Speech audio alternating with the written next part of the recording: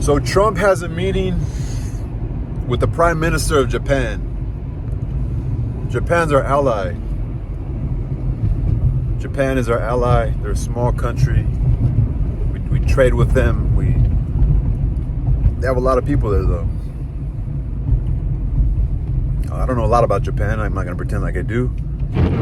I wish I knew more, but Trump, the questions go away from Japan. A simple question. All Trump said pertaining to him and Japan was like, yeah, Japan wants the same as us. They want equality. They want fairness with each other. Thing is, in order to make money, necessarily can't be equal. Like, who's in the game of equality? It should be equal. Like, you give me money for something, and we find that to be fair. And my job is to had produced it at a rate that I'm able to sell it and get a return on it. And so, but a lot of people don't know cooperation can actually help you grow as well. Like, hey, dude, let's do business together, and we'll be like a bubble together. You have something I want, I have something you want. We'll create jobs. We'll work together. We'll do this. So, again, he mentions. He's just always reiterating himself. He becomes redundant. It gets kind of annoying, but it's the truth. If he was president, this wouldn't have happened. Because I guess the rumor has it, he's supposed to meet with Zelensky, the president of Ukraine, next week. And he said he's supposed to also meet soon with Vladimir Putin. He says, again, he reiterates himself. Trump knows the power of words, the power of the media. Media, he's been using media since he was in his 30s. Since this is a person who is a better version of who his father was. Like, any father would want a son to do what Trump did with business.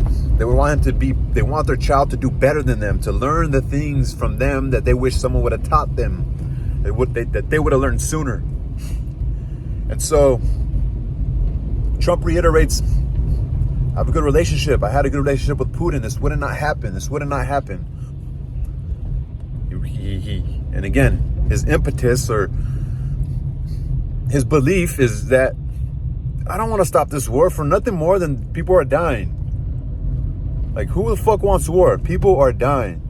That's why I don't want this war anymore. People are dying. Mentions 300,000. He said almost 1 million Russians died.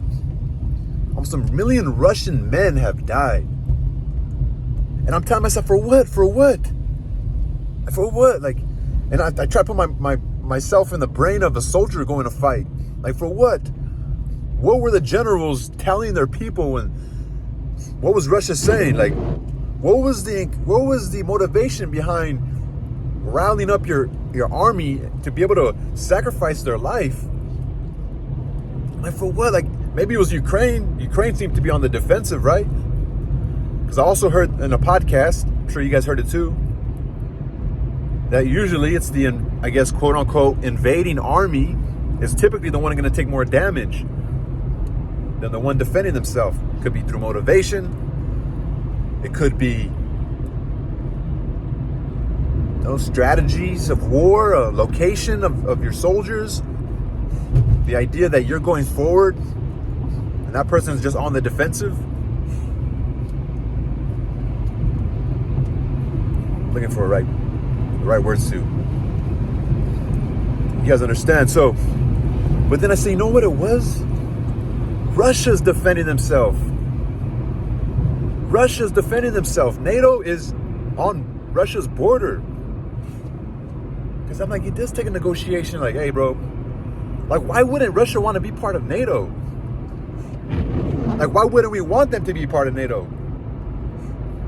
I woke up this morning thinking, what is it that keeps America safe? I was using the restroom, looking up at the roof, and I thought about bombs going off. Even Israel took bombs to their city. Even Israel.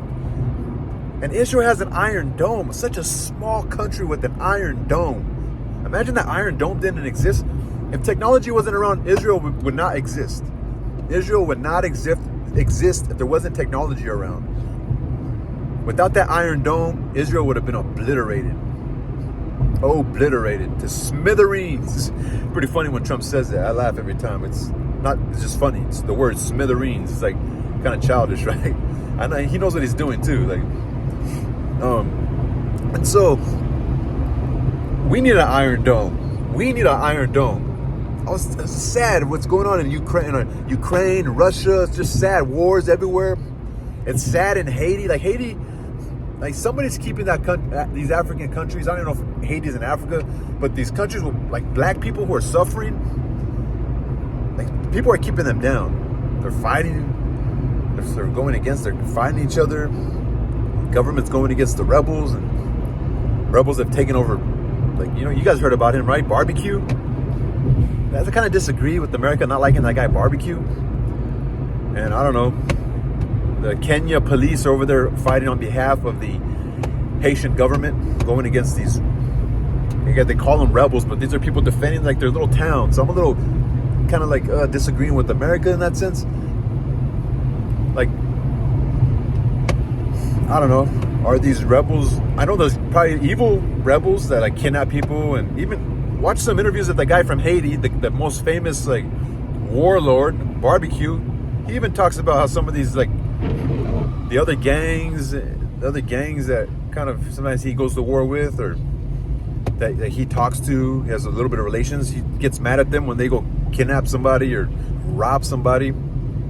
He's like, man, you're making us look bad, you know, whatever. Because you heard Marco Rubio talking about Barbecue, mentioning a man named Barbecue in Haiti. But you also see videos of on YouTube where Barbecue, it looks like the children, all the women, the men, they respect him because he's kind of provided a little fortress, and the kids are running around, and you know, that's gonna be sad. You know, people are gonna fucking die.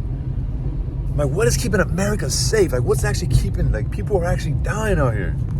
People are actually getting blown up, suffering right now as we speak. Like, how much of UN is in Gaza right now? Or how much is it fucking primitive ways of war where some guy just suffering with his one leg just dies of an infection in his leg? Like, how much actually technology is in this Gaza area where so many people have died, you know? Thousands of people, 50,000 people, man. And dude, it's insane. And we think we think we're so important to the world. At least I do sometimes. Like, what? It's so fucking sad.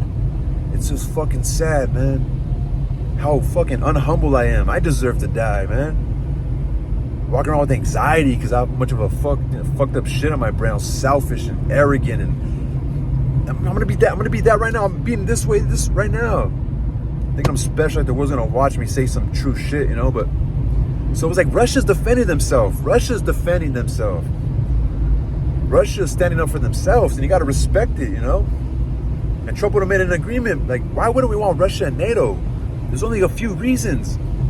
There's people out here. There's fucking warmongers that want that resource.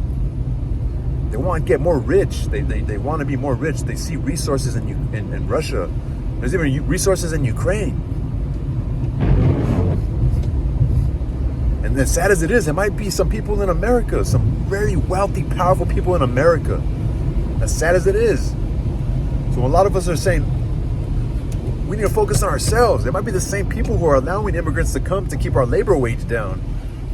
They don't give a fuck. They don't give a fuck about the immigrants. They don't give a fuck about the poor American citizens. They don't give a fuck, it seems. This is hypothetical, but sometimes it's just common sense, you know? Anyway, I gotta go. Peace.